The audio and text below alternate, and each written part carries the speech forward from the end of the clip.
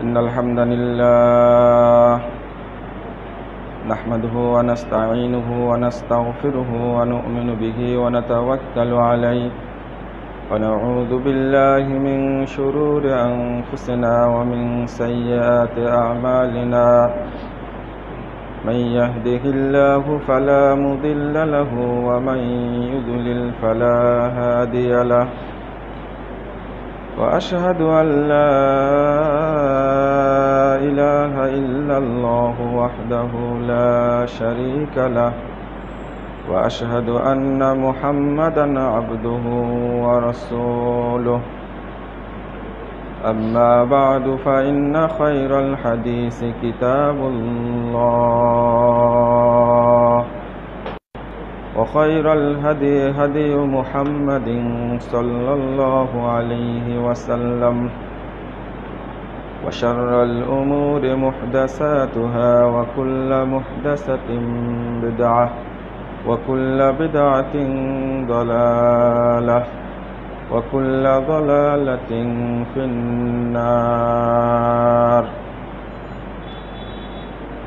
فقد قال الله تعالى في كلامه المجيد والفرقان الحميد: أعوذ بالله من الشيطان الرجيم وأن هذا صراطي مستقيما فاتبعوه ولا تتبعوا السبل فتفرق بكم عن سبيله ذلكم وصاكم به لعلكم تتقون.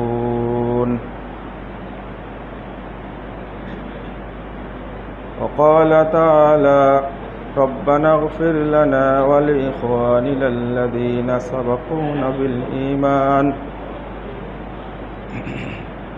إلى آخر الآية. عن أبي هريرة رضي الله عنه قال: قال رسول الله صلى الله عليه وسلم: بدأ الإسلام غريبا وسيعود كما بدأ فطوبى للغرباء. رواه مسلم. وفي رواية لأحمد بإسناد صحيح عن ابن مسعود رضي الله عنه قال: قال رسول الله صلى الله عليه وسلم: وهم الذين يصلحون ما أفسد الناس من بعدي من سنتي. যাবতীয় হামদ সানা মহান রব্বুল আলামিনের জন্য, দরুদ ও তাসলিম বর্ষিত হোক শেষ নবী আহমদ মুস্তাফা মুহাম্মদ মুস্তাফা সাল্লাল্লাহু আলাইহি ওয়াসাল্লামের প্রতি। সম্মানিত মুসল্লিবৃন্দ, দিনী ভাই ও বোনেরা, গত জুমায় আমি আলোচনা করেছিলাম মানহাজুস সালাফের গুরুত্ব সম্পর্কে। আজকে সে বিষয়ে কথা বলবো ইনশাআল্লাহ একটু ভিন্নভাবে। সালাফি মানহাজ এবং অন্যান্য দলীয় গোলামির মধ্যে পার্থক্যটা কেমন, অর্থাৎ সালাফে সালেহিন কেমন ছিলেন আর আমাদের অবস্থানটা কেমন। গতদিনে বলেছি যে আমরা আমাদের আকীদা, আমলে, ব্যবহারে, চলাফেরায়, অর্থনীতিতে, সমাজনীতিতে, রাষ্ট্রনীতিতে, রাজনীতিতে সকল ক্ষেত্রে অনুসরণ করতে হবে কাদেরকে? সালাফ তথা সাহাবায়ে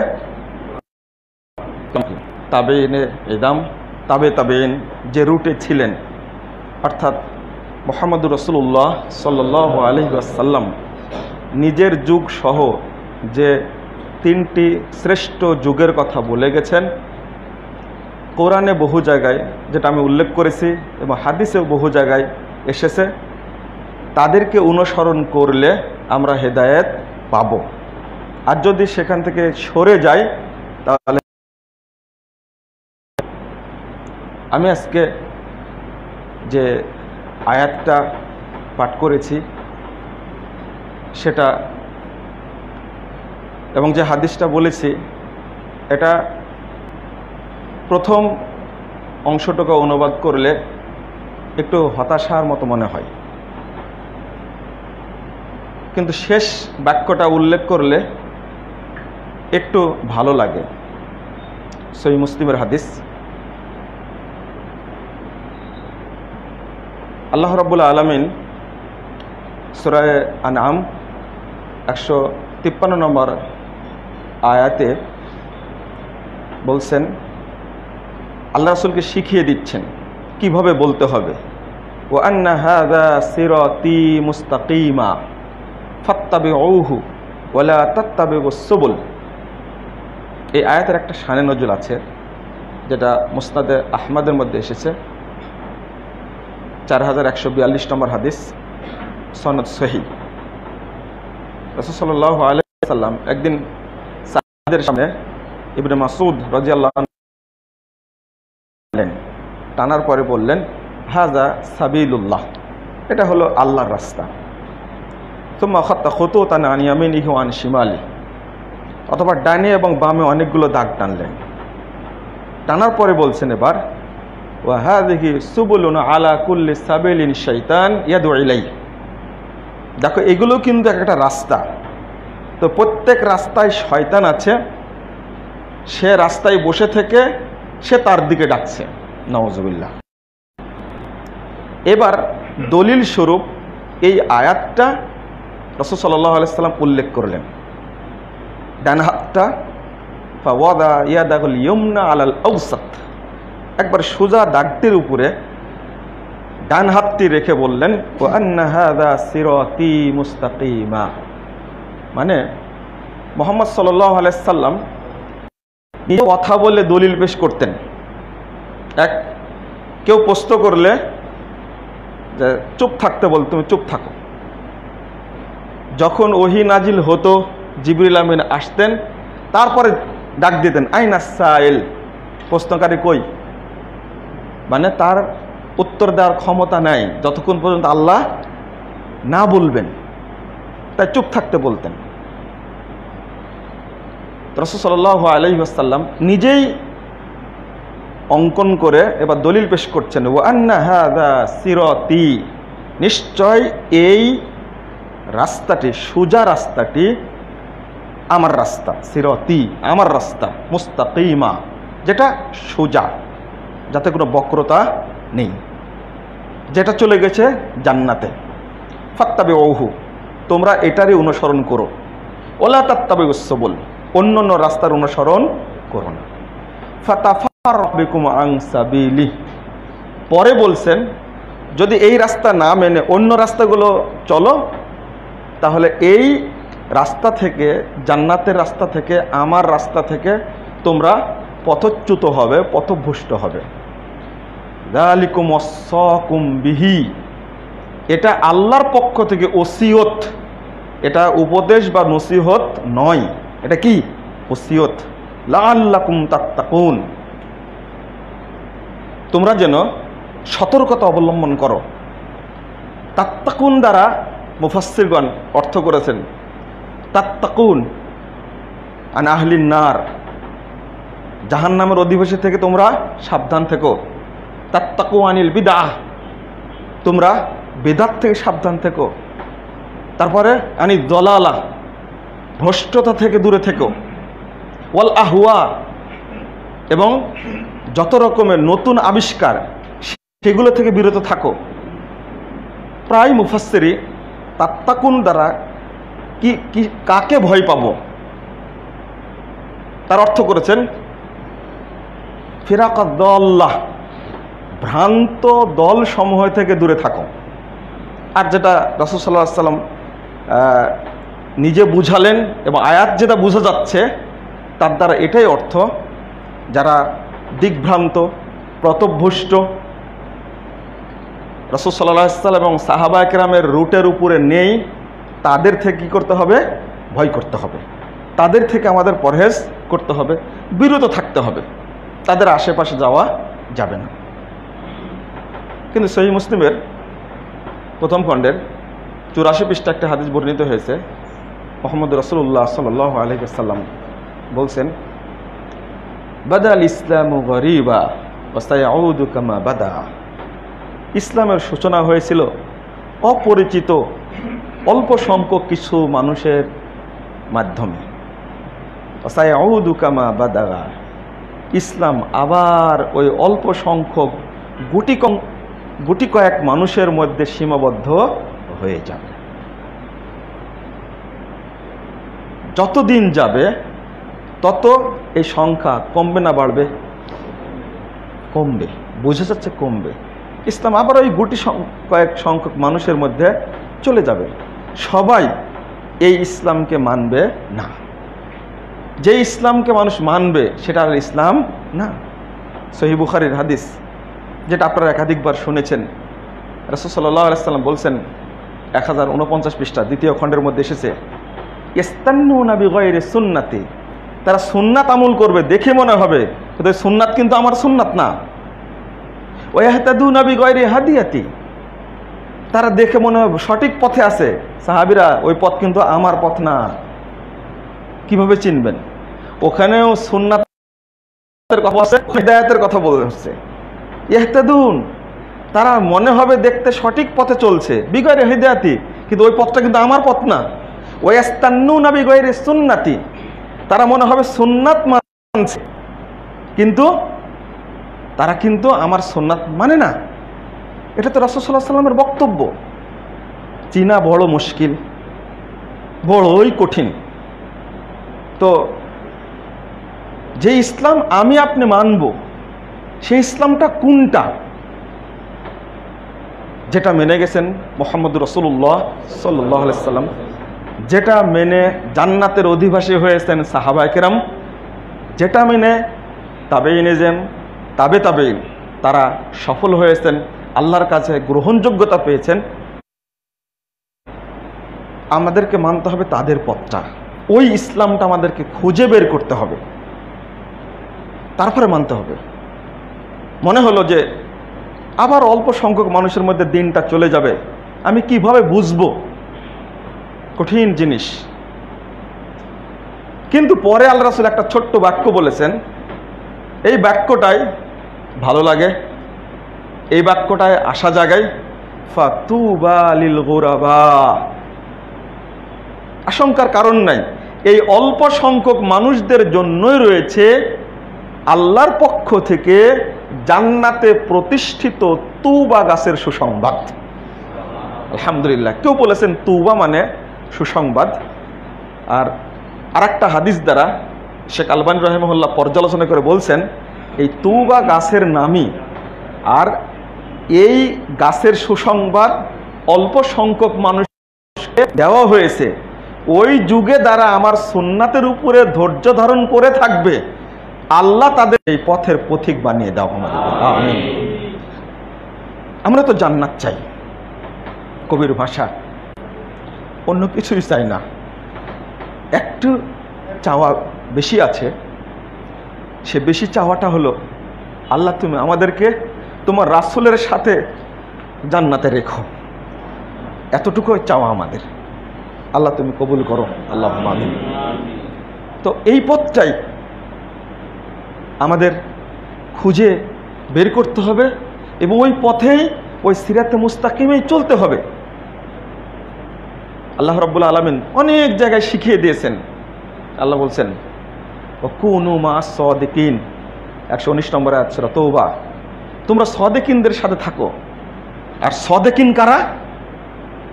আল্লাহ রাব্বুল আলামিন অন্য আরেকটা আয়াতে সাদিকিন শব্দের অর্থ বলছেন, যেটা আমি গতদিনে অনুবাদ করতে ভুলে গেছিলাম।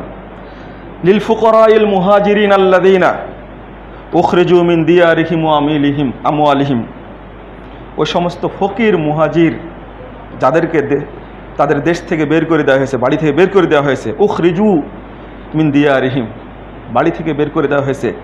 ওয়া আমওয়ালিহিম, তাদের ধন সম্পদ বাজেয়াপ্ত করে কেড়ে নিয়ে তাদেরকে তাড়িয়ে দেওয়া হয়েছে। ইয়াবতাগুনা ফাদলাম মিনাল্লাহ। আল্লাহ বলছেন তারা একমাত্র আল্লাহর অনুগ্রহ এবং সন্তুষ্টি অর্জনের জন্যই বেরিয়ে গেছিল।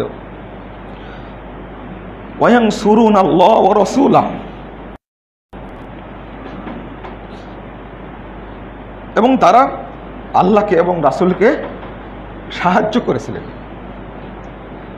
উলাইকা হুমুস সাদিকুন, তারাই কি সত্যবাদী। আর আল্লাহ আমাদেরকে বলছেন ওয়াকুনু মাস সাদিকিন, তোমরা তাদের মধ্যে হয়ে যাও, তোমরা তাদের অন্তর্ভুক্ত হয়ে যাও।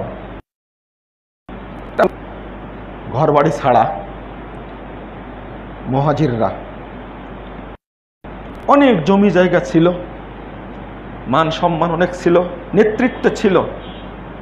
উমরে ফারুকের মতো ব্যক্তি, আবু বকর রাদিয়াল্লাহু আনহুর ব্যক্তি, ওসমান রাদিয়াল্লাহু আনহুর মতো ব্যক্তি, তাদের কত ধন সম্পদ সব কিছু ফেলে রেখে মর্মান্তিকভাবে তাদেরকে তাড়িয়ে দেওয়া হয়েছিল। তাদের কথাই বলছেন, তারাই হলো সাদিকিন। আর আল্লাহ আমাদেরকে বলছে যে তোমরা তাদের অন্তর্ভুক্ত হও, তারা যা করে গেছেন সেই আমলগুলো তোমরা করো। আল্লাহ তুমি আমাদেরকে তৌফিক দান করো, আমিন। পরে আর একটা আয়াত উল্লেখ করেছেন, যাক ওইটা যেটা আমি বললাম, আল্লাহ দোয়া শিখিয়ে দিয়েছেন সূরায়ে, যেটা আমি খুতবায় বলেছি, সূরায়ে হাশর 10 নম্বর আয়াত, রব্বানা গফির লানা ওয়া লিইখওয়ানিনাল্লাযীনা সাবাকুনা বিল ঈমান, তুমি আমাদেরকে ক্ষমা করো আর আমাদের ওই সমস্ত ভাইদেরকে ক্ষমা করো যারা ঈমান নিয়ে চলে গেছেন। সাহাবা কিরাম তারা যে ঈমান নিয়ে গেছেন সাক্ষী দিচ্ছেন কে? সরাসরি আল্লাহ। আল্লাহ বলে দিচ্ছেন তারা ঈমান নিয়ে চলে গেছেন। আল্লাহ যেন আমাদেরকে তাদের অন্তর্ভুক্ত করে দেন, আমিন। এখন বড় জটিল, কঠিন, মুশকিল হয়ে গেছে যে দেখতে আমার আকীদা এবং আমল ভালো, আকীদাও সালাফি আকীদা, আমলও কি সালাফি আমল, কিন্তু যারা এই আমল করে আসছে তাদেরকে আমি দেখতে পারি না। মানহাজুস সালাফিল মুহাব্বাহ, সুফিয়ান সাউরি বলছেন, ইদা বালাগাকা আন রাজুলিন, তোমার কাছে যদি পৌঁছে এমন একজন ব্যক্তি সম্পর্কে, সে আছে পৃথিবীর একেবারে পশ্চিম প্রান্তে আর আরেকজন ব্যক্তি আছে পৃথিবীর একেবারে পূর্ব প্রান্তে, তো যদি তার সম্পর্কে তোমার কাছে পৌঁছে একজন ব্যক্তি আছে, কার উপরে? আহলে সুন্নাহ ওয়াল জামাতের মানহাজের উপরে আছে, ফাবআস ইলাইহিমিস সালাম ওয়াদকুলাহু লাহুমা। সুফিয়ান সাউরি বলছেন যে তাহলে তুমি তাদের এই দুইজনের কাছেই, মানে তোমার কাছে নাই কিন্তু শুনছো পৃথিবীর পশ্চিম প্রান্তে একজন আছে, পূর্ব প্রান্তে একজন আছে, তো তুমি এই দুইজনের কাছেই তুমি তোমার সালাম পৌঁছিয়ে দাও এবং তার জন্য দোয়া করো। মা আকাল্লা আহলে সুন্নাহ ওয়াল জামাআহ। এরপরে বলছেন যে দেখো আহলে সুন্নাহ ওয়াল জামাতের মানুষ কতই একেবারে গুটি কয়েক। তিনি বলছেন কোন যুগে? সুফিয়ান সাউরি একজন তাবী, সেই যুগে বলছেন। আজকের যুগে আহলে সুন্নাহ ওয়াল জামাতের মানুষ পাওয়া যাবে? খুঁজে পাওয়াই মুশকিল। কাকে খুঁজবেন আপনি? ওই যে সমস্যা, ওই জায়গায় মহব্বত নাই, খুব কষ্ট পেয়েছি। এই আলামিন জামে মসজিদে খুতবাও দিয়েছেন, তিনি বলছেন যে বাংলাদেশে আহলে হাদিস না, তো আহলে হাদিস হলো রোগ, একটা রোগ। যারা কুরআন এবং সহিহ হাদিস মেনে চলে, যাদের মাধ্যমে কোরআন এবং সুন্নাহর সঠিক আমলটা উপমহাদেশে প্রকাশ পেয়েছে, তাদেরকে আমি চিত্রিত করছি কি বলে? রোগ বলে। আপনারা কষ্ট না পেতে পারেন, আহলে হাদিস এই ভাষাটা প্রয়োগ করছে,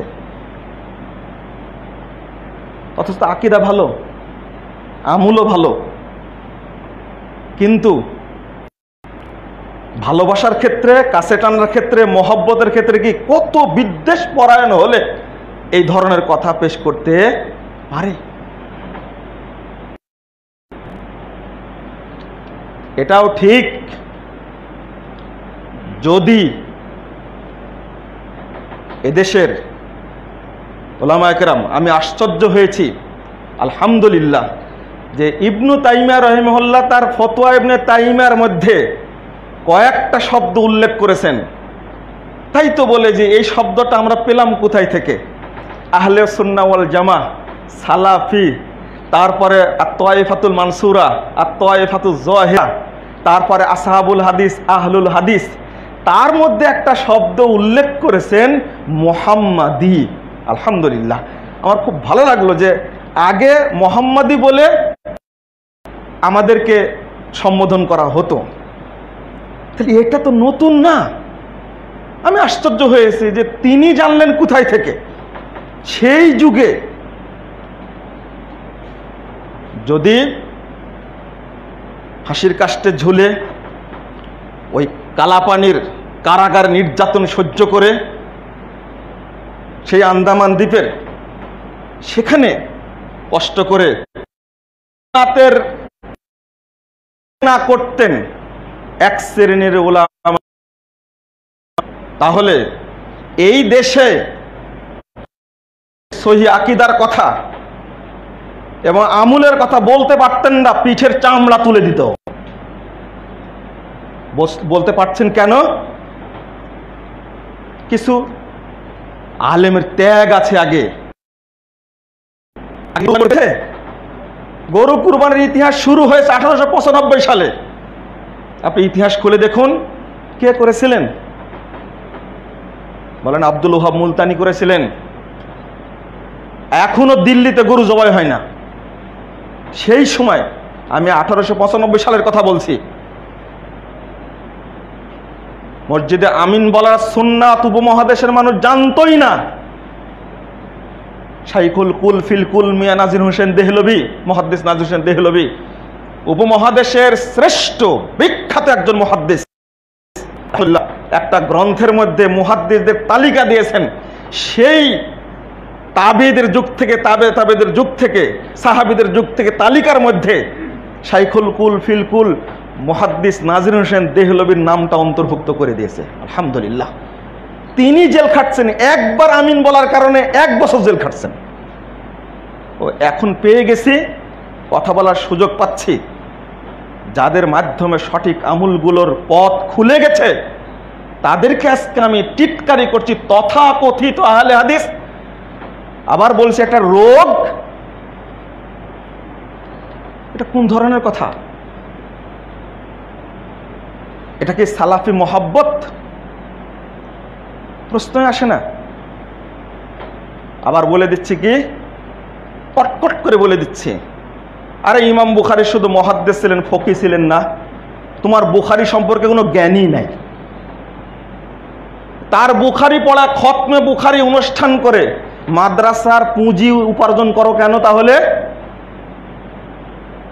অথচ ইমাম বুখারী রাহিমাহুল্লাহ সম্পর্কে বহু মুহাদ্দিস অনেকগুলো কালেকশন করেছি আমি, যে তারা বলতে চাচ্ছেন যে আফকাহুল ফুকাহা, যত ফকি তাদের মধ্যে শ্রেষ্ঠ ফকি হলেন ইমাম বুখারী রাহিমাহুল্লাহ। আর বলছে তিনি ফকি ছিলেন না, অথচ তার আকীদাও ভালো।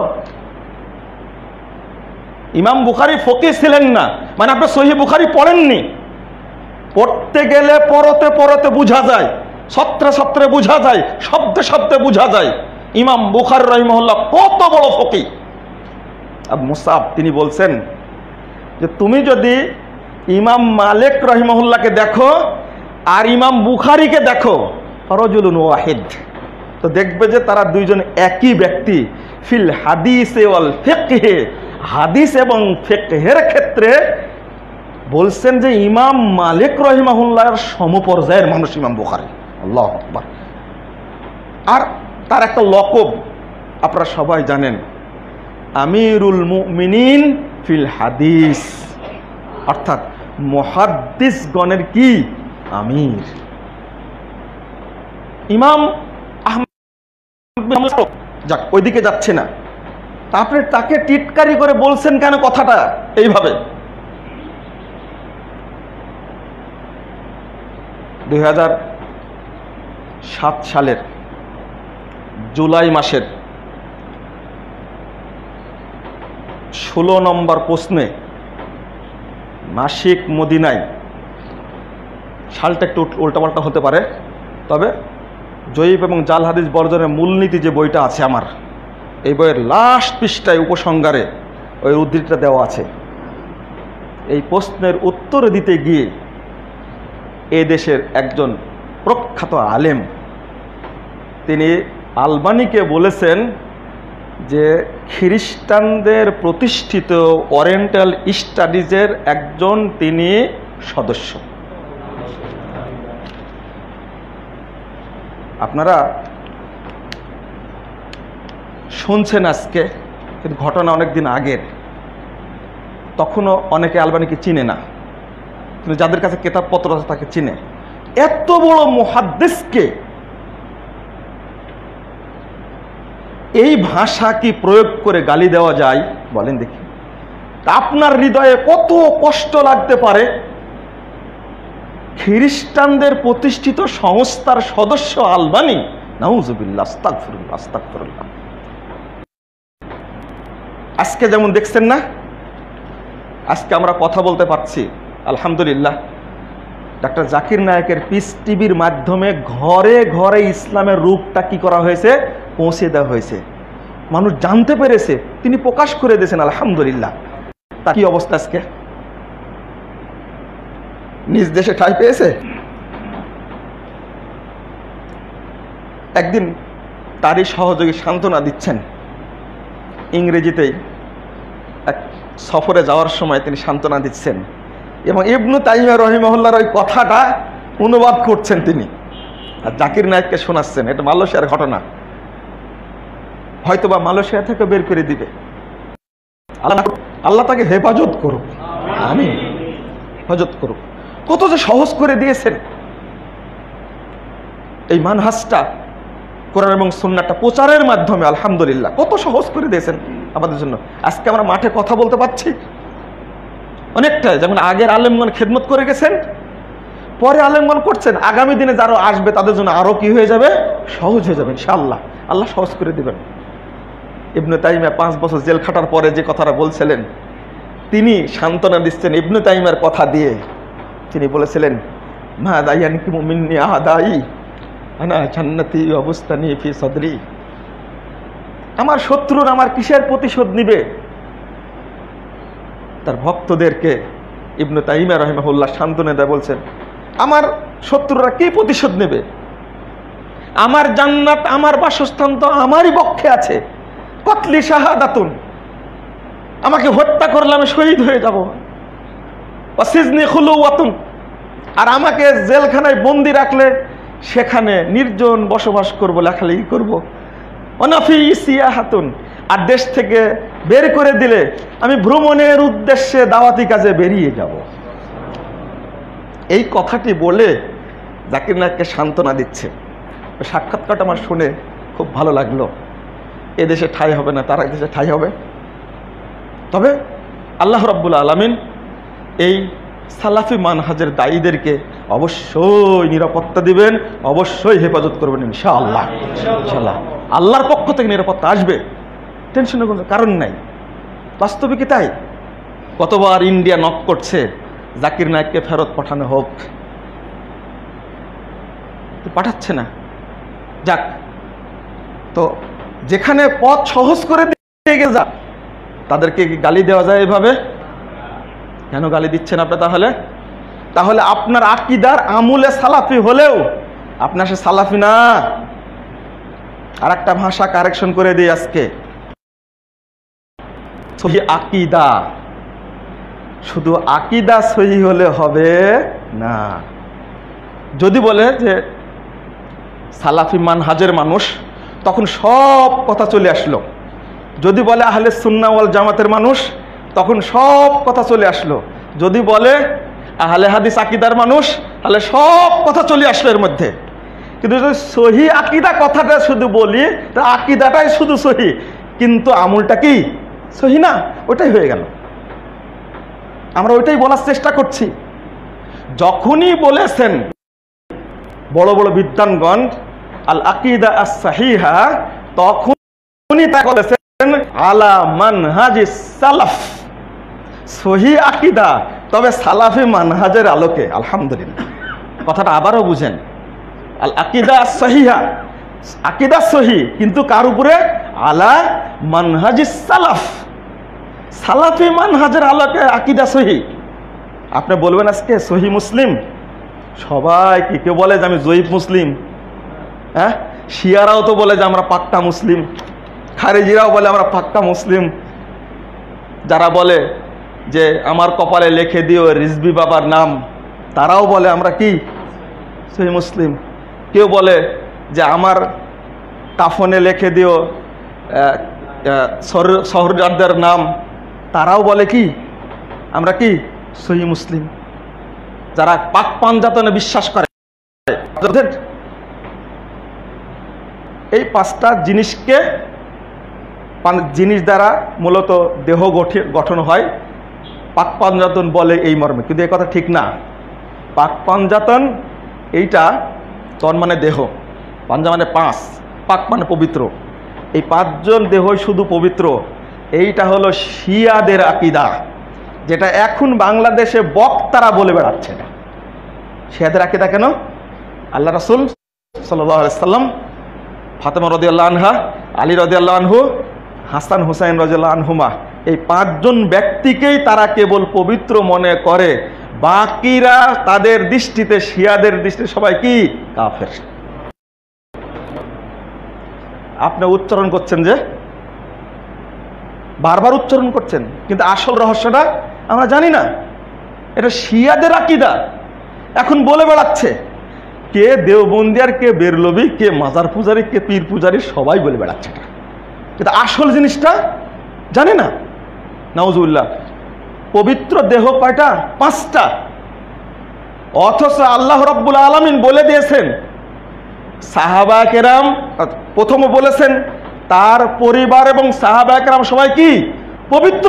আলহামদুলিল্লাহ, সমস্ত অকল্যাণ এবং সমস্ত অনিষ্ট থেকে আল্লাহ তাদের কি করেন? হেফাজত করেছেন। কেন? আয়েশা রাদিয়াল্লাহু আনহা পবিত্র মহিলা না? খাদিজা রাদিয়াল্লাহু আনহা পবিত্র মহিলা না? তাহলে বাদ দিলেন কেন তাকে? পাক পাঞ্জাতন ভাষাটাই হলো শিয়াদের তৈরি এবং তারাই প্রচার করেছে। কোথায় ঢুকে গেছি আমরা ফলো করতে পারিনি। তো একদিকে আবার খুব সুন্দরভাবে একটু সুযোগ পালেই বলে দিই, চটচট করে বলে দিই যে সৌদি আরবের আলেমগণ বাদশার গুলাম। যে লোকটার আকীদা সহি এবং আমল সহি, বুকে হাত বেঁধে সালাত আদায় করে, এই লোকের মুখ থেকে বের হচ্ছে কি? আলেমগণ কি বাদশার গুলাম। রিয়ালের বিনিময়ে শরীয়ত বিক্রি করে ওরা। কি সুন্দর গালি।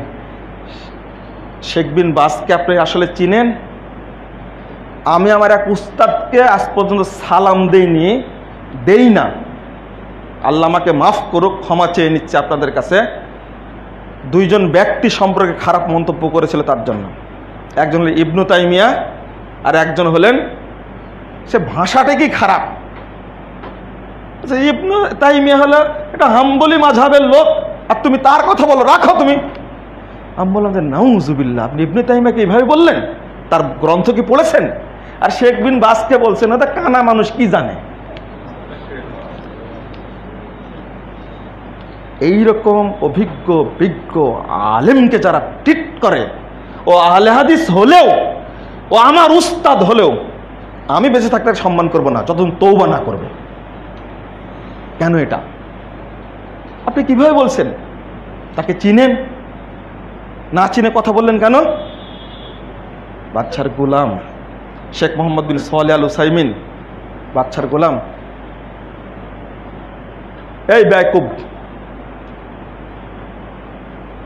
তুমি শেখ বিন বাসকে বাদশাহ দরবারে কয়দিন যেতে দেখেছো, আর বাদশাহ কয়দিন শেখ বিন বাজের দরবারে গেছে ওটা দেখো আগে। একটু ছবি দেখলেও তো বোঝা যায়। বাদশাহ ফাহাদ একবার সাধারণ জীবনযাপনকারী শেখ উসাইমিনের বাড়িতে চলে গেছেন। শেখ উসাইমিনকে কয়দিন দেখেছো যে বাদশাহ ফাহাদের দরবারে গিয়ে পড়ে আছে? শেখ বিন বাসকে কয়দিন দেখেছো? তার ফতোয়াগুলো দেখো, তার বই লিখিত বইগুলো দেখো। তুমি বলবে যে এরা শেখ বিন বাস, শেখ দরবারি আলেম, তুমি শেখ উসাইমিনকে চিনো? তার বইগুলো পড়ার যোগ্যতাই নাই, তোমার এলেমই নাই, আরবি পড়ার জ্ঞানও তোমার ভিতরে নাই।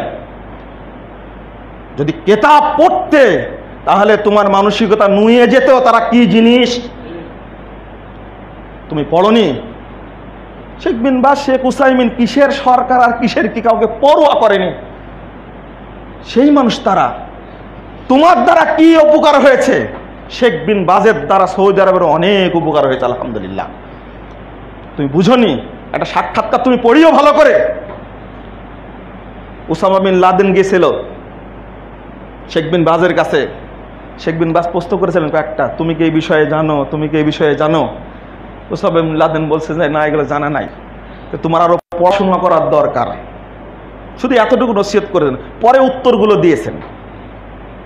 আর বলছে কি, সৌদি আরব হলো ইহুদি খ্রিস্টানদের দালাল।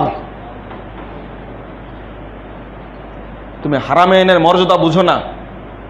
কথা আমার বুঝবেন ভালো করে।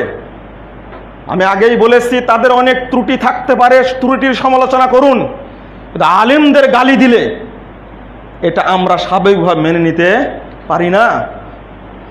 কিন্তু লজ্জা তো থাকার কথা। ওই সৌদি আরব থেকে অর্থ এনে মসজিদ তৈরি করে নামাজ পড়ছো, বড় বড় মসজিদ তৈরি করেছো, করনি? ওই সৌদি আরব থেকে টাকা নিয়ে এসে বড় বড় মাদ্রাসা তৈরি করেছো, বড় বড় বিশ্ববিদ্যালয় তৈরি করেছো। ওই সৌদি আরবের টাকা দিয়েই পেটের খাদ্য সংগ্রহ করেছো। একটা ছাত্রের পিছনে লক্ষ লক্ষ রিয়াল খরচ করে সৌদি সরকার, বিনামূল্যে পড়ায় মদিনা বিশ্ববিদ্যালয়ে।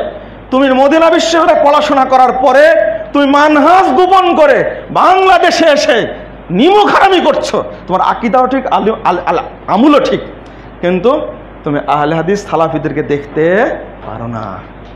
তাহলে তোমার কিভাবে চিনবো? তোমার পেটের মধ্যে এখনো আছে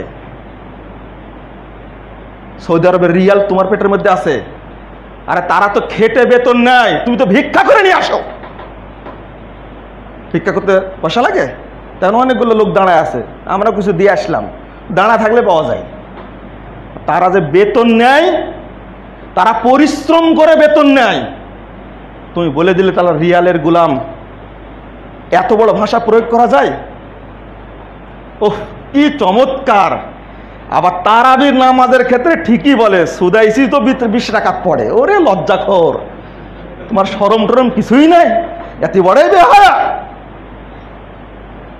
সৌদি আরবে শুধু 20 রাকাত তারাবি হয়। আমাদের কথা বুঝেন। কথাগুলো আমার পড়া হয়ে যাচ্ছে হয়তোবা, কিন্তু না, সালাফরা সাহাবায়ে কেরাম আরো কড়া কথা বলেছেন, আমরা অত কড়া কথা বলি না। 20 রাকাতের শুধু 20 রাকাতই হয়, তুমি চট করে বলে দিলে। ওই বলো না যে বেতের নামাজ সুদাইসি যেভাবে পড়ো ওইভাবে পড়ি। বেতের নামাজটা এই যে এক মুসল্লির সাথে এতে কাপে কি দ্বন্দ্ব। ও বেতের নামাজ একদিন পড়াইছেন, একটানা 3 রাকাত পড়াইছে, ও সালাম ফিরাই বলছে বেতের তো হলো না, ও ওঠে আবার বেতেরটা পড়লো। যে ইমামের পিছনে ফরজ পড়েছে ওটা ঠিক আছে, কিন্তু বেতেরটা পড়েছে সুন্নাত নফল জিনিস, সেটা আবার ঘুরায় পড়লো। তাকে বুঝালাম যে এটাও হাদিসে আসছে।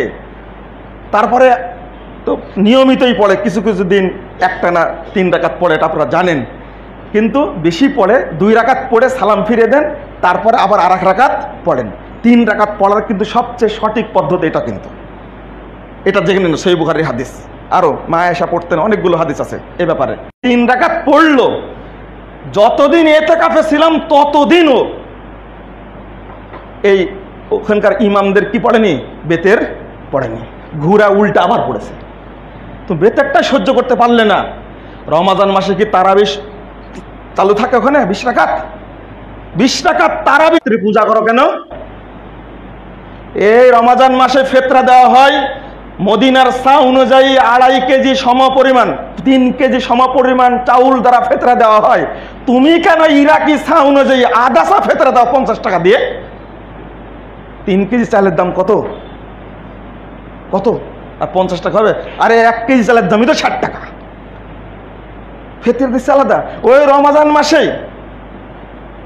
ঈদের সালাত পড়ে তারা 12 তাকবীরে কি চমৎকার যুক্তি দিচ্ছে, মূর্খ কি গাছে ধরে যুক্তি দিচ্ছে যে 8 রাকাত পড়ে গেলাম, তো যদি আল্লাহ জিজ্ঞেস করে, যদি শর্ট পড়ে বাজারে গেলাম বিক্রি করতে, মনে হচ্ছে শরীয়তকে বাজার পেয়েছে, গাধা কত নম্বর চিন্তা করেন।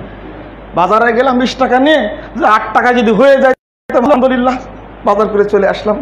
আর যদি আমার 20 টাকা লাগে তখন আমি কোথায় পাবো? বাজারের সাথে শরীয়তকে তুলনা করেছে। আরে ব্যাকুব, এই বুদ্ধিটা তুমি ঈদের তাকবীরের ক্ষেত্রে মাথায় আসেনি? ঈদের তাকবীর তো 6টা মারো, তো 12টা মারলে কি হয়? আপনার মনে মাথায় ঢুকেনি এখনো? 12 তাকবীর করে 6 তাকবীর করছো কেন? আমি বললাম দেখের কি গাধা না পাগল না গাছে ধরে না কোথায় থেকে বের হয় এইভাবে যুক্তি দেয়? তবে আল্লাহ আমাকে মাফ করুক, এই যুক্তিটা দিয়ে গেছেন একজন বড় মানুষ, আমি তার নামটা নিলাম না, আল্লাহ আমাকে মাফ করুক। এই উপমহাদেশের একজন বড় মানুষ এই যুক্তিটা দিয়ে গেছেন, আমি পড়ে হতবাক হয়ে গেছি। এখন ওই যুক্তিটা এই সমস্ত আলেমরা উল্লেখ, আউয়াল ওয়াক্তে আজান হয়, সালাত হয়, আসরের সালাতটা তো আজ পর্যন্ত, ফজরের সালাতটা তো আজ পর্যন্ত আউয়াল ওয়াক্তে পড়ার সুযোগ হলো না। বয়স তোমার 95 বছর হয়ে গেছে। সৌদি আরবে যাও, যখনই টাইম হচ্ছে তখনই আজান দিচ্ছে। রমাজান মাসে, ওই রমাজান মাসের রাইট টাইম, সূর্য ডোবার টাইমে আজান হয়, তুমি কেন 5 মিনিট পরে মারো? ইসলামিক ফাউন্ডেশনের তৈরি করা, গৃহপালিত মুফতিদের তৈরি করা টাইম দ্বারা এই মানুষকে ইফতার করায় তুমি সিয়াম নষ্ট করছো। আবার ঠিকই সৌদি আরবের উদাহরণ দিচ্ছে কিসের ক্ষেত্রে? 20 রাকাতের ক্ষেত্রে। কোন মুখ? আর কিছু চালু নাই সৌদি আরবে? আশ্চর্য। জাকাতের ক্ষেত্রে যদি যাই, হজ্জের ক্ষেত্রে যদি যাই, সবগুলোই তো উল্টাপাল্টা করে ফেলেছি। দুর্ভাগ্য, সুযোগ পেলে ঢেকুর উঠানোর জন্য সৌদি আরবের কথা বলি, কিন্তু ঠিকই আবার সৌদি আরবের আলেমদেরকেও গালি দিই, শাসকদেরকে গালি দিই, সরাসরি বলি ইহুদি খ্রিস্টানদের দালাল তারা। বড় বড় মসজিদ তৈরি করেছে কি জন্য? তাদের টাকা দিয়ে। কেন? আসলে মানুষ যখন ক্ষমতার দাপট পায়, এক সময় দেখেছি 2003, 4, 5-এর কথা বলছি, আল্লাহু আকবার, এই বাংলাদেশে অন্তত আমার জানা আজ থেকে 10 বছর আগে 55,000 এনজিও আছে, সবগুলো ইহুদিদের খ্রিস্টানদের পরিচালিত এনজিও, সবগুলো অমুসলিমদের। বাংলাদেশে মুসলিম এনজিও কয়জন আছে? ক্ষমতার দাপট দেখিয়ে এহিয়াত তুরাস আল ইসলামী, সৌদি আরবের সংস্থা, সমাজ কল্যাণ মন্ত্রণালয়ের মালিক আমি সংস্থাটাকে দাম বন্ধ করে এদেশে অন্তত কয়েক হাজার মসজিদ তারা তৈরি করেছে আলহামদুলিল্লাহ। আর মসজিদের অপরাধ একটাই ছিল, এই কুয়েতের সংস্থাটা এই অনুদান, এতিম প্রতিপালন, দরিদ্রদের দেখাশোনা করা, এগুলো সব করতেন। বিশেষ করে যারা অধিকতর কোরআন এবং সুন্নাহর পক্ষের মানুষ তাদের মাঝে দিতেন, তারা দিলে সেটা বন্ধ করে। আল হারামাইন সংস্থা জঙ্গিবাদের ধোঁয়া তুলে সেটা দিলে বন্ধ করে। আহলে হাদিসরা জঙ্গিবাদের পৃষ্ঠপোষক বলে ওইটাও আহলে হাদিসদের মাদ্রাসা, মসজিদ, এই যেভাবে আছাড় দিয়েছে সেই সময়ে কল্পনা করা যায় না। ওই বুঝটা তো বুঝেছি আমরা ফিল্ডে মোকাবেলা করেছি সেই সময়। সবচেয়ে সেই সময় লড়াকু ভূমিকা পালন করেছে ডক্টর মুস্তাউদ্দিন সাহেব, মাঠে ময়দানে ভূমিকা পালন করেছে সেই সময়ে। কি যে দুরবস্থার মধ্যে ছিলাম। হাদিসের গ্রন্থগুলো মানুষ পুড়িয়ে দিয়েছে, হাদিসের গ্রন্থগুলো মাটির তলে পুঁতে দিয়েছে, মানে দূরে নিয়ে গিয়ে বস্তা বস্তা ভরে নদীতে ফেলে দিয়েছে। এরকম ঘটনা সারা বাংলাদেশ তখন ঘটেছে। কই একটা খ্রিস্টান এনজিও বন্ধ হয়নি, একটা ইহুদি এনজিও বন্ধ হয়নি। বন্ধ হয়েছে কোন এনজিও? সৌদি আরবের কুয়েতার এনজিও বন্ধ হয়েছে, আজও চালু হয়নি এটা। এতিমরা পথে পথে চলে গেছে। আমি কথা বাড়াতে চাচ্ছিলাম না, কিন্তু একটা পর্যায়ে গিয়েই আমি অনেক কথা বলে ফেলেছি। খুতবা আমাকে সংক্ষেপ করতে হবে, গতদিনে বেশি বলে ফেলেছি। আমি আজকে কথা বেশি বলবো না। দুর্ভাগ্যজনক অবস্থা, দুঃখজনক অবস্থা সেটা হলো যে আমরা আজকে বড় বিপাকে পড়েছি আর একটা শ্রেণীকে নিয়ে। সেই শ্রেণীটা, এক শ্রেণীকে আমরা চিনে ফেলেছি। আমুলে কিন্তু সালাফি, কিন্তু আকিদায় কিন্তু খারেজি, এদেরকে চিনে ফেলেছি আলহামদুলিল্লাহ। বক্তব্য, আচরণে, কথাবার্তায়, মানে কি মাজার পূজার বিরুদ্ধে, কবর পূজার বিরুদ্ধে খুব শক্ত কথা বলছে। আমুলে খুব সুন্দর সালাফি আমুল রাসূল সাল্লাল্লাহু আলাইহি ওয়াসাল্লাম করেছেন ওইভাবে, কিন্তু আকিদার ক্ষেত্রে পুরোটাই কি খারেজি। কিন্তু বড় সমস্যা এখন যেটা আমরা ফিল করছি, একটা উচ্চ শ্রেণীর মানুষ, সেটা হলো আকিদা এবং আমুলে কি সালাফি। দুর্ভাগ্য, এই শ্রেণীটা সালাফি আলেমদেরকে ভালোবাসে না। তারা কিন্তু খারেজিও না, তারা কিন্তু মুরজিয়া টাইপের। কোন টাইপের? মুরজিয়া, মানে শৈথিল্যবাদী। আবার আকিদার ছোঁয়ার ক্ষেত্রে একটু খারেজি। কথা বললে টট করে বলবে যে আসলে এরা খুব কড়াপন্থী, গুঁড়াপন্থী মানুষ, এদের বক্তব্য না শোনাই ভালো। এই শ্রেণীটা কিন্তু উচ্চ শ্রেণী, তারা পড়াশোনা করে, তাদের এতটুকু ত্রুটি আছে। সেই ত্রুটিটা হলো এই যে তারা একটাই সমস্যা, সেটা হলো তারা কোরআন এবং হাদিস নিজের মতো করে বোঝে। এই ছোট্ট ত্রুটির কারণে এই মিলটা হচ্ছে না। আমি এইটা মনে হয় বুঝাতে পারলাম না বিষয়টা। মাতৃদি আকিদার জন্ম হয়েছে কোথায় থেকে জানেন? সেটা হলো এই সালাফি আকিদা, রাসূল সাল্লাল্লাহু আলাইহি ওয়াসাল্লামের সাহাবায়ে কেরামের আকিদার বিরোধিতা করে এই মুতাজিলি আকিদা তৈরি হয়েছে। কোন তরিকা? মুতাজিলি আকিদা তৈরি হয়েছে ইহতিসালা, ঝগড়া করতে গিয়ে। এখন মুতাজিলি আকিদা সংশোধন করতে গিয়ে তৈরি হয়েছে কি খচ্চর আকিদা একটা। খচ্চর বুঝেন? খচ্চর তো সবাই বুঝেন আপনারা, এটা নতুন করে বোঝাতে হবে। মানে বিরোধিতা করতে গিয়ে নিজে একটা ইজম হয়ে গেছে। তা আমরা যারা আলহামদুলিল্লাহ সাহাবা কেরামকে, রাসূল সাল্লাল্লাহু আলাইহি ওয়াসাল্লামকে, সাহাবা কেরামকে, তাবেঈনকে ভালোবাসি, তাদের মানহাজ অনুসরণ করার চেষ্টা করি, তাদেরকে অনুরোধ করব আপনারা তাদের বক্তব্যগুলো, তাদের মানহাজটা পড়ে, তাদের আলোচনাগুলো পড়ে আপনারা সিদ্ধান্ত নেবেন। এখানে ছোট্ট আছে, ছোট্ট বিষয় হলো একটা জাল হাদিস আছে যে আসহাবি কান নুজুম বিআইয়িহিম ইক্তাদাইতুম ইহতাদাইতুম। আমার সাহাবীরা তারকার মতো, তোমরা যে কোনো একজনের আনুগত্য করলে তোমরা হেদায়েত পাবে। একজন সাহাবী, একজন তাবেঈ, একজন তাবেঈ, শুধু যদি তারই অনুসরণ করেন আপনি, এটা কি ঠিক হবে? না, এটা কিন্তু আবার ভুল হয়ে যাবে। ওটা হতো জাল হাদিস না। রাসূল সাল্লাল্লাহু আলাইহি ওয়াসাল্লাম কয়েক জায়গায় বলেছেন। এক জায়গায় বলছেন আলাইকুম বিসুন্নতি ওয়া সুন্নাতিল খুলাফায়ে রাশিদিন, আমার সুন্নাতের উপরে প্রতিষ্ঠিত থাকো, আমার খুলাফায়ে রাশিদিনের উপরে প্রতিষ্ঠিত থাকো। আবু দাউদের হাদিস, এটা জানেন আপনারা।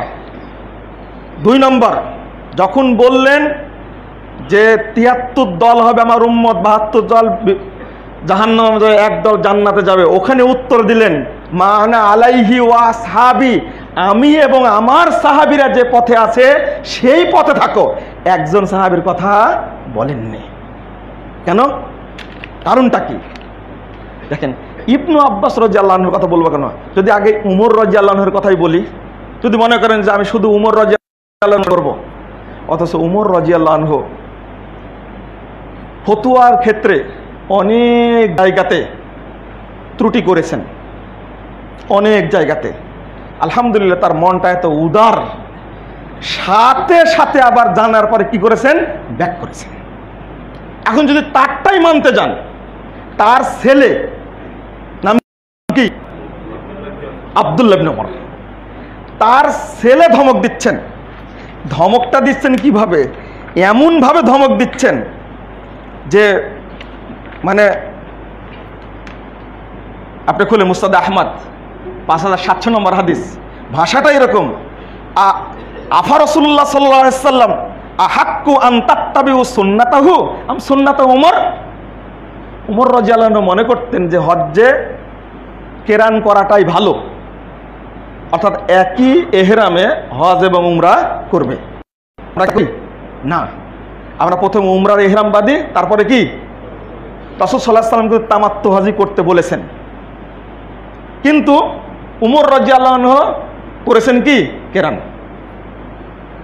কিন্তু রাসূল সাল্লাল্লাহু আলাইহি ওয়াসাল্লাম নির্দেশ ছিল তামাত্তু করা। যখন লোকেরা এসে বলল, কথা অনেক বড় লম্বা কথা, লোকেরা এসে যখন বলল, তখন ইবনে উমর ধমক দিয়ে বলছেন, আরে তোমরা কি রাসূলের সুন্নাতের বেশি হকদার না উমরের সুন্নাত অনুসরণের বেশি হকদার? তখন ওই ব্যক্তি বলল যে রাসূল সাল্লাল্লাহু আলাইহি ওয়াসাল্লাম সুন্নাত। রাসূল সাল্লাল্লাহু আলাইহি ওয়াসাল্লাম বলে গেছেন কি করতে? তামাত্তু করতে বলে গেছেন, তোমরা তামাত্তু করো। বেটা ছেড়ে দিল কার সুন্নাত? কার সুন্নাত? বাপের সুন্নাত। তিনি আবার কে? আমাদের মতো সাধারণ ব্যক্তি। তিনি হলেন কে? ওমর। এখন যদি শুধু মনে করেন যে আমি উমরকেই মেনে চলবো, উমরের ফতোয়া সবগুলো মানতে গেলে তাহলে আপনি কি হয়ে গেলেন? মুকাল্লিদ হয়ে গেলেন, নাউজুবিল্লাহ। আবার সে ইবনে উমর একটা বিষয়ে না, অনেকগুলো বিষয়ে একটা কড়া কথা, এমন কড়া কথা, আপনারা বলেন আমাদের কড়া কথা। সহিহ মুসলিমের হাদিস 1243 নম্বর হাদিস, ইবনু আব্বাস একটা ফতোয়া দিয়েছেন। ইবনু আব্বাস রাদিয়াল্লাহু আনহু সম্পর্কে তিনি বলছেন, আহাক্কু আন তাত্তাবিআ মিন সুন্নাতি ফুলানিন ইন কুনতা সাদিকান। তুমি যদি সত্যবাদী হয়ে থাকো, একজন ব্যক্তি সাহাবী হয়ে থাকো, তাবিঈ হয়ে থাকো, তাহলে তুমি কি একজন ব্যক্তির সুন্নাতকে মূল্যায়ন করবে, না সুন্নাত আল্লাহি ওয়া সুন্নাত রাসূলিহি সাল্লাল্লাহু আলাইহি ওয়াসাল্লাম, না আল্লাহর সুন্নাতকে রাসূলের সুন্নাতকে মূল্যায়ন করবা? সহিহ মুসলিমের এই ইবারতটা ইবনে উমর রাদিয়াল্লাহু আনহু খুব পড়া। আরো অনেকগুলি কথা আছে, কিন্তু আর একটা ঘটনা, তাহলে বোঝা গেল যে ইবনে উমর রাদিয়াল্লাহু আনহু আব্দুল্লাহ খুব কি ছিলেন? সচেতন ছিলেন। তাহলে তাকে শুধু মেনে চলবো না, বাপ বেটা উভয়েই একটা ভুল করেছেন, নাতি গিয়ে সেটা সংশোধন করেছেন। কি বলবেন সেটা? আল্লাহু আকবার। বাপ বেটা উভয় ফতোয়া দিয়েছেন একটা, সেটা হলো, দেখেন কি চমৎকার, উমর রাদিয়াল্লাহু আনহু এবং তার ছেলে আব্দুল্লাহ রাদিয়াল্লাহু আনহু দুইজনাই ফতোয়া দিয়েছেন যে এহরামের আগে সুগন্ধি মাখা যাবে না, আবার তওয়াফে ইজাফা করার আগেও সুগন্ধি মাখা যাবে না, ফতোয়া দিয়েছেন দুইজনাই। এবার তা উমর রাদিয়াল্লাহু নাতি অর্থাৎ আব্দুল্লাহর কে? বেটা সালেম, তিনি বর্ণনা করছেন আন সালেমিন আন আব্দুল্লাহ নাবিহি ক্বালা ক্বালা উমর ইবনুল খাত্তাব। একবার সরাসরি সনদ, এটা আসছে আপনার মূলত মুস্তাদ হুমায়দির মধ্যে 212 নম্বর হাদিস, আর বাইহাকির মারিফাতুস সুনান 9478 নম্বর হাদিস। শেখ আলবানী আবার এটা আলোচনা করেছেন 239 নম্বর হাদিস সিলসিলা সহিহার মধ্যে। এবার আয়েশা রাদিয়াল্লাহু আনহার কথা উল্লেখ করে, আয়েশা রাদিয়াল্লাহু আনহার কথা উল্লেখ করে এবার সালেম তার নাতি, উমর রাদিয়াল্লাহু নাতি আর আব্দুল্লাহর বেটা, তিনি উল্লেখ করে বলছেন যে আয়েশা রাদিয়াল্লাহু আনহা বলছেন কুনতু উতাইয়িবা রাসূলুল্লাহ কুনতু উতাইয়িবু রাসূলুল্লাহ সাল্লাল্লাহু আলাইহি ওয়াসাল্লাম লিইহরামিহি ক্বাবলা আন ইহরিমা ওয়া লিহিল্লিহি ক্বাবলা আন ইয়াতুফা বিল বাইতে। আমি আল্লাহ রাসূলকে ইহরামের আগে সুগন্ধি মাখিয়ে দিয়েছি এবং তওয়াফে ইজাফা করার আগে সুগন্ধি মাখিয়ে দিয়েছি। পাথর মারার পরে আমি সুগন্ধি মাখিয়ে দিয়েছি, তারপরে তিনি তওয়াফ করেছেন। তাহলে বোঝা গেল আব্দুল্লাহ রাদিয়াল্লাহু আনহুকে শুধু মানবো সেটাও চলবে না। এবার দেখেন ইমাম শাফি কি বলছেন, দেখেন তারই একটা কিতাব ইখতিলাফ হাদিস 480 নম্বর হাদিস, এই হাদিসের পর্যালোচনা করতে গিয়ে তিনি তার বক্তব্য বলেছেন ফাতারাকা সালেম কওলা জাদ্দিহি ওমর।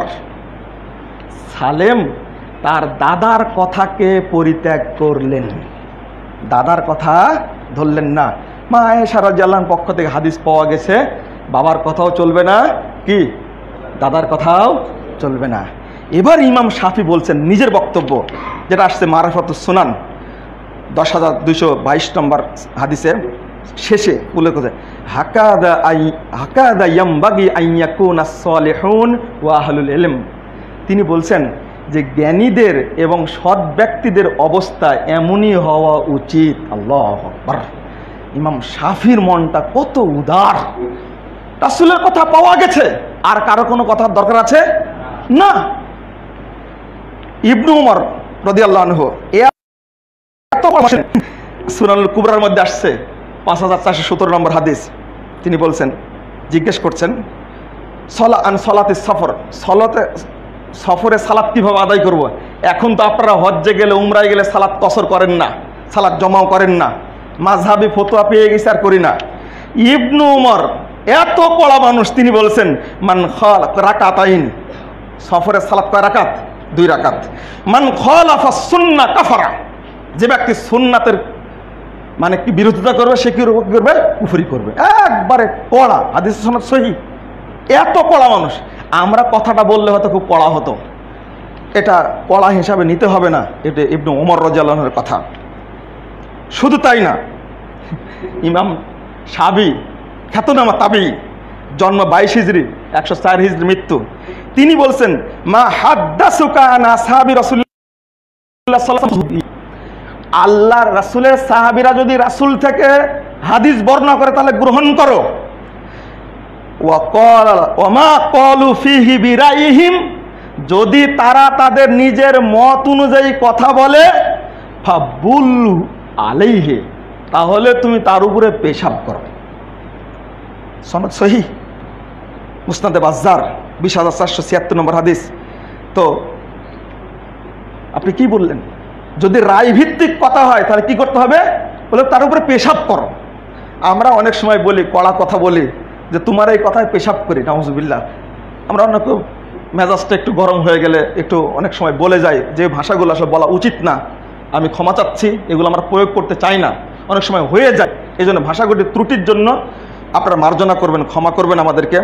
যাক, আমি আরও অনেকগুলো কথা এর উপরে আছে। আশ্চর্য হলো যে আয়েশা রাদিয়াল্লাহু আনহা বলছেন, আবার এটা শেষ কথা আমার, সহিহ বুখারীতে এসেছে 1776 নম্বর হাদিস, 4254 নম্বর হাদিস। ইবনু উমর বলছেন যে রাসূল সাল্লাল্লাহু আলাইহি ওয়াসাল্লাম 4টা উমরা করেছেন, তার মধ্যে একটা উমরা করেছেন রজব মাসে। কোন মাসে? রজব মাসে। ইবনু উমর রাদিয়াল্লাহু আনহুর কথাটা ঠিক নয়। এত কড়া মানুষ অথচ কথা ঠিক না। আয়েশা রাদিয়াল্লাহু আনহা বলছেন ইয়ারহামুল্লাহু আবা আব্দুর রহমান, আব্দুর রহমানের ইবনু উমরের উপরে আল্লাহ রহম করুক। কারণ হলো যে মা তামার রাসূল সাল্লাল্লাহু আলাইহি ওয়াসাল্লাম ইল্লা ওয়া হুয়া শাহিদুহু ওয়া মা তামারা ফি রজব কত্তু। বলছে যে প্রত্যেকটা উমরাতে ইবনু উমর রাসূলের সাথে ছিলেন, অথচ আল্লাহ রাসূল কখনো রজব মাসে উমরা করেননি। ফতোয়া কোন দিকে যাবে? ইবনু উমরের দিকে না আয়েশা রাদিয়াল্লাহু আনহার দিকে? আপনি যদি পেশ করতে চান ঠিক ইবনু মাসউদ রাদিয়াল্লাহু আনহু, তার ব্যাপারে যদি বলতে যাই দেখবেন যে অনেকগুলো ত্রুটি, কিন্তু তাদের নীতি ছিল যখন ত্রুটি সাব্যস্ত হয়েছে, হাদিস পেয়ে গেছেন, তখন সাথে সাথে হাদিসের দিক কী করেছেন? ব্যাক করেছেন। গোড়ামি করা যাবে না। আমাকে মাফ করবেন, সরি। আজকে যে কথা বলতে গেছিলাম, আরেকদিন চেষ্টা করব একটু বিস্তারিত ইঙ্গিত দেওয়ার। তো আপনাদের কাছে আমার অনুরোধ থাকবে যে সালাফদের কথাগুলো চিন্তা করবেন। সহিহ বুখারী 530 529 নম্বর হাদিস, আনাস রাদিয়াল্লাহু আনহু কাঁদছেন বসে বসে। একদিন জিজ্ঞেস করলেন, কাঁদছেন কেন আপনি? বুখারীর হাদিস। তো বলছে যে সব নষ্ট করে দিয়েছে। তো বলছে সালাতও কি নষ্ট হয়ে গেছে? বলছে হ্যাঁ, সালাতও নষ্ট হয়ে গেছে। সহিহ বুখারীর হাদিস। কারণ সালাতটাকে তোমরা মেরে ফেলে তোমার সালাতকে ক্ষতিগ্রস্ত করেছ। হাসান বাসরি কাঁদছেন একদিন মসজিদের দেমাশকে কোণে বসে থেকে, কাঁদছেন কেন? তো বলছে শুধু কেবলাটা ঠিক আছে, রাসূলের সাহাবীদেরকে যা করতে বলেছে তারা কিছুই নাই, তিনি কাঁদছেন।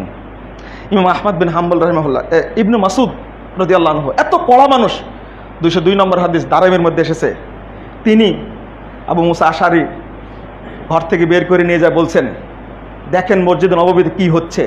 বসে বসে লাট্রায়ের বিসি পাথরের কুচি গুনছে। তিনি ভিতরে ঢুকে কথা কি, এক মহিলা গুনছে, ওর হাত থেকে কেড়ে নিয়ে একবারে ফেলে দিলে। আর একজন পুরুষকে দেখছে, ও দানা গুনছে, ওকে পা দিয়ে লাথি মেরে বের করে দিলেন। সনদ সহিহ। আমরা তো এটা বলতে পারবো না, এটা ইবনে মাসউদ রাদিয়াল্লাহু আনহুর কথা। আজকে বাংলাদেশে ইবনে মাসউদ রাদিয়াল্লাহু আনহু নামেই বেদাতটা বেশি চালু করেছে, অথচ বেদাতের বিরুদ্ধে কত কঠোর ছিলেন ইবনে মাসউদ। সাহাবীদের ওই জিনিসটা পাচ্ছি না। ইমাম আহমদ বিন হাম্বল বলছেন, তুমি 100টা মসজিদে সালাত পড়ো বাগদাদে, কোথাও রাসূলের সালাত পাবা না। 241 হিজরির বক্তব্য। আজকে আমরা কি করব? আমি এই কথাগুলো বললাম সচেতনতার জন্য এবং জান্নাতি রাস্তার জন্য, সালাফি মানহাজের জন্য। আপনাদের সবাইকে কোরআন এবং সহিহ হাদিস অনুযায়ী মানতে হবে, সালাফি মানহাজের আলোকে। আল্লাহ